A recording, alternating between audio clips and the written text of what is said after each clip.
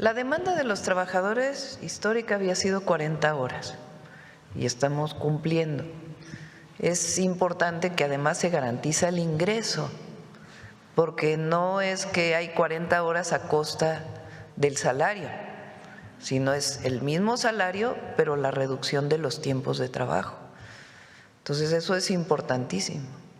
Y hasta ahora pues es la demanda de los trabajadores. Esa es la solicitud y se está cumpliendo. Y garantiza además pues que siga aumentando el ingreso. Otro tema que me parece que les va a interesar es porque vieron que uno va a un lugar, uno cuando está en el Estado va al lugar y ve a los delegados sindicales, ¿qué hacen? Toman mate, ¿no? Porque tampoco tienen tanta cosa que hacer. No digo que no tienen que representar y que esté bien que haya representación, pero van a tener un límite de 10 horas mensuales pagas. Nada más.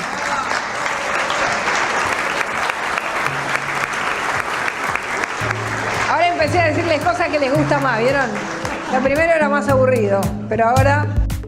Dos reformas laborales antagónicas se aprobaron el mismo día en América Latina la semana pasada. 2 votaciones, 2 congresos, 2 modelos y una pregunta inevitable. ¿Para quién gobiernan? En México, el Senado aprobó por unanimidad la reforma constitucional que reducirá de manera gradual la jornada laboral de 48 a 40 horas semanales.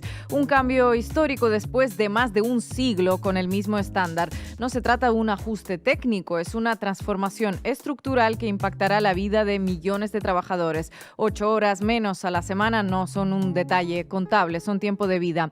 Mientras tanto, más al sur, el Congreso argentino aprobó, tras más de 14 horas de debate y con miles de trabajadores protestando en las calles, la reforma laboral impulsada por Javier Milei. ¿En qué consiste? En recalcular indemnizaciones en beneficio del empresario, flexibilizar condiciones que de facto permitirán esquivar el pago de horas extra y debilitar la negociación colectiva. La fórmula es conocida: menos derechos laborales, más margen patronal. Todo bajo el envoltorio amable de la palabra modernización. Modernizar, en este caso, significa precarizar, no es nuevo en Argentina. La dictadura militar lo intentó, lo hizo Carlos Menem en los 90, lo intentó Mauricio Macri, siempre con la misma promesa: competitividad, inversión, eficiencia, siempre con el mismo resultado: desempleo, informalidad y debilitamiento sindical. En contraste, México aprueba la reducción de jornada y paradójicamente parte de la oposición cuestiona que no se implemente de inmediato. Panistas, priistas e integrantes de Movimiento Ciudadano votaron a favor y pidieron acelerar el proceso, no por conversión ideológica, sino porque el país ha cambiado tanto que o acompañan las mejoras laborales o desaparecen políticamente.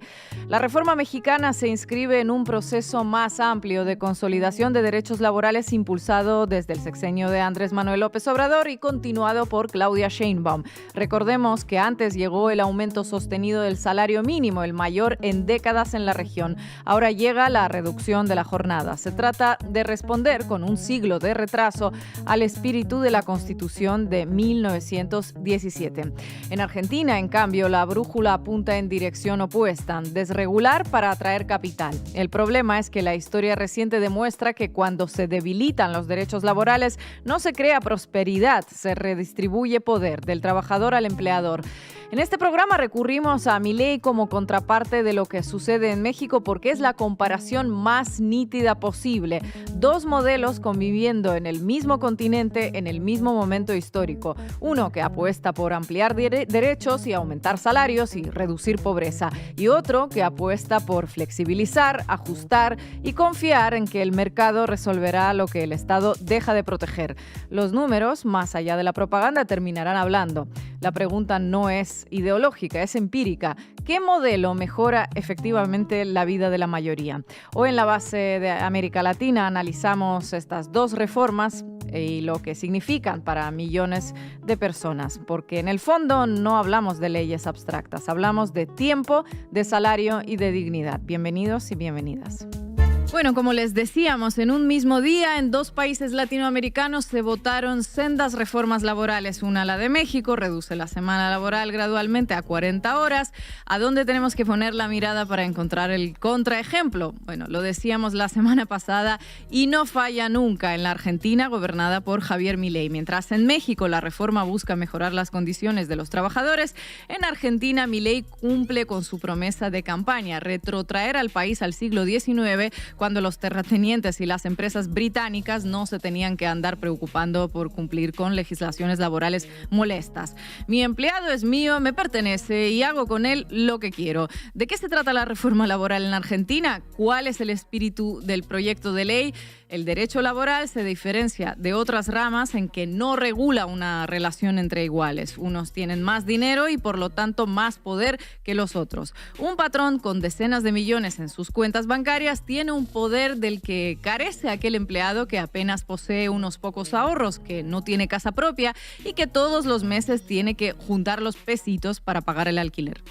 El derecho laboral regula una relación desigual. ¿Qué debe hacer entonces una buena ley laboral? Balancear esa desigualdad. El poder que el patrón tiene a través del dinero, el trabajador lo compensa parcialmente a través de los derechos que otorga la ley. ¿Qué hace la reforma propuesta por Milei? Elimina esos contrapesos de forma que el patrón pueda utilizar el poder de su dinero para imponer condiciones a sus empleados. El proyecto de Milei trata como iguales a los que son desiguales y favorece, claro, a la postre a los más poderosos. ¿Cuál es el contenido de la reforma? Vamos a mencionar algunos puntos. Primero, limita el derecho a huelga. ¿De qué manera lo hace? Actualmente hay 5 actividades que se consideran esenciales y que tienen limitado ese derecho. Un ejemplo son, por ejemplo, los controladores aéreos. Con toda lógica, un controlador no puede entrar en huelga y dejar colgado en el cielo a un avión. En caso de paro, los controladores tienen que garantizar un servicio mínimo para que el avión pueda aterrizar.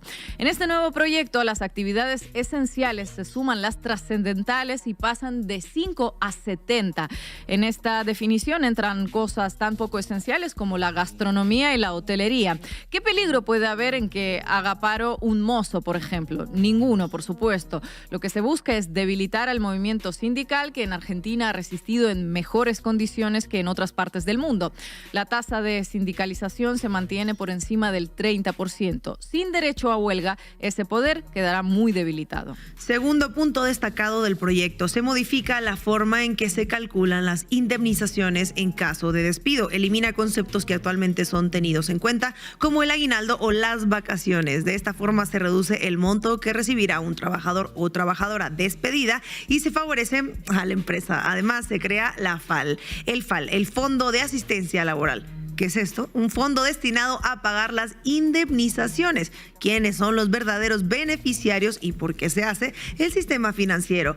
Así de perverso es esto. Es una ley que debería proteger los derechos de los trabajadores y se crean nuevos negocios para bancos y fondos de inversión. ¿De qué manera? El FAL se alimenta con una parte de los aportes patronales que las empresas hacen por los empleados que tiene. Esa masa de recursos será administrada mediante coacciones financieras. Se benefician los bancos, que ganarán comisiones, y se benefician las empresas, ya que una nueva masa de recursos aumentará la demanda de sus acciones y de otros instrumentos financieros, incrementando así su valor. Resultado, el trabajador cobra menos y el especulador puede jugar a la ruleta con su futura indemnización. Pero hay algo aún peor. ¿De dónde sale el financiamiento de este fondo? ¿Quiénes son los que pagan este nuevo regalo a los especuladores? Agárrense de la silla. Son los jubilados. ¿Cómo hicieron esto? Como dijimos, el FAL se alimenta de los aportes patronales a la seguridad social. Pero para que los empresarios no tengan que pagar mayores aportes, lo que se hace es restar recursos que antes iban al pago de jubilaciones. El resultado ya está asegurado. Las jubilaciones son demasiado bajas. Bueno, mañana serán todavía más bajas. Tercer punto destacado de esta reforma: se modifica la prelación. ¿Qué quiere decir esto? Actualmente el convenio superior prevalece sobre el inferior. Si la industria metalúrgica tiene un convenio, eso funciona como un piso. Ninguna empresa de la rama puede ofrecer peores condiciones. Lo que sí se puede hacer es un convenio entre una empresa particular y sus trabajadores que mejore esas condiciones. ¿Cuál es el sentido de esto? Que los trabajadores de las empresas grandes, aquellas que pueden pagar más, puedan pelear por mejores condiciones laborales. Al mismo tiempo, no obligar a las empresas empresas pequeñas a enfrentar compromisos que no podrían asumir. ¿Qué hace el proyecto de Milei? El piso pasa a ser techo y el convenio inferior prevalece sobre el superior. Una empresa puede ahora imponer a sus trabajadores peores condiciones que las que rigen para toda la rama. En lugar de negociar con un sindicato a nivel nacional, se le permite a las empresas negociar con una contraparte más débil, con sus propios trabajadores. El truquito es similar a uno que mencionamos la semana pasada como ejemplo de las estrategias empresariales. ¿Qué le conviene a una gran empresa? ¿Negociar con un país o con una provincia? Una provincia es mucho más pequeña y es más débil, por ende. ¿Qué le conviene a una gran empresa? ¿Negociar con un sindicato nacional o con una pequeña comisión interna? Mientras más pequeño, mejor, más posibilidades de imponer sus condiciones. Cuarto punto de este proyecto: se crea un banco de horas y se eliminan los pagos por horas extras. ¿Cómo funciona esto del banco de horas? Me van a preguntar. Si tu patrón necesita que hoy y mañana te quedes trabajando 4 horas más, te quedas y no las cobras. Las 8 horas que acumulas pueden ser devueltas mediante un franco cuando le convenga a la empresa. ¿Cuál es la consecuencia de esto en la vida cotidiana? Bueno, tenías tu vida organizada en función de tus horarios laborales y ahora se pueden modificar arbitrariamente. Que tienes que ir a buscar a tu hijo a la escuela. Ay, qué pena, pues vas a tener que arreglar para que vaya a buscarlo la abuela. Tenías que ir a cursar una materia a la universidad. Ay, no sabes cuánto lo lamento, pero es que vas a tener que faltar. ¿Quiénes escribieron esta reforma? El derecho laboral tiene 2 tipos de abogados: los que trabajan para los patrones y los que trabajan para los empleados o los trabajadores. Ya pueden adivinar quiénes tuvieron la lapicera. ¿Quiénes aprobaron en el Senado argentino esta reforma y por qué lo hicieron? El gobierno de Milei tiene 2 formas de aprobar una ley. Una es mediante la corrupción ilegal, repartiendo maletines a los senadores que tienen votos, cosa que ya hemos visto. Por ese motivo está preso en Paraguay un ex senador, recordar es importante. La segunda manera es mediante una forma de corrupción legalizada que eufemísticamente llaman negociación. Se compran las voluntades repartiendo fondos de manera legal, ya sea para realizar obras públicas o por cualquier otro motivo. También es bastante extorsivo. Así se encuentra el sistema político en Argentina, en estado de descomposición y empeorando a cada mes que pasa. Este informe no estaría completo si no nos referimos al rol de los medios de comunicación para legitimar a una reforma laboral que perjudica a casi todos. Ya profundizará Estefanía Veloz más en su sección, que hoy por eso hicimos ese cambio. El colega Mariano Quiroga escribió una nota en Tiempo Argentino en la que se refiere a la ingeniería de percepciones generada por los medios de comunicación para que los trabajadores celebren su propio ajuste.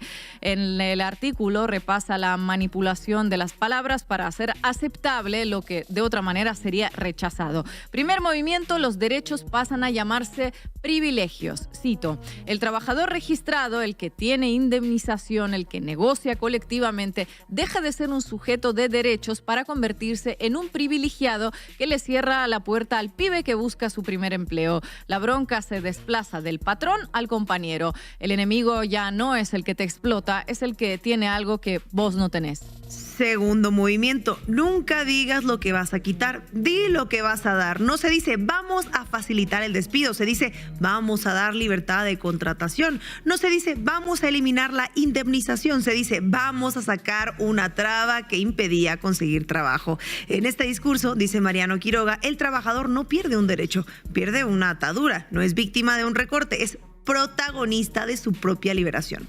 ¿Cómo se completa este relato? No hay historia si no hay un villano. ¿Quién es el malo de la película? El patrón, por supuesto que no. El malo es el sindicalista.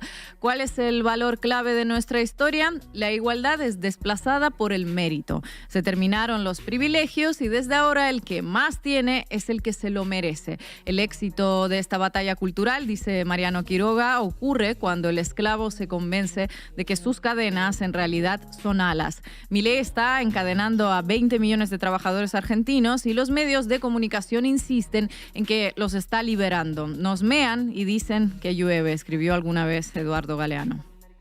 Había una ministra camaleónica que cambia de partido como de camiseta, que hoy es senadora, todopoderosa en ese momento, que hizo con la Banelco la misma reforma laboral que quieren hacer ahora, año 2001. Y me acuerdo que pocos meses después, los que tenían el poder lo perdieron y cobardemente de nuevo huyeron en helicóptero. Y como nosotros efectivamente queremos que el presidente Milei termine su mandato, le decimos mejor no saque esa ley laboral, porque de cobardes que son y de inútiles que son, van a terminar yéndose en helicóptero igual que Patricia Bullrich.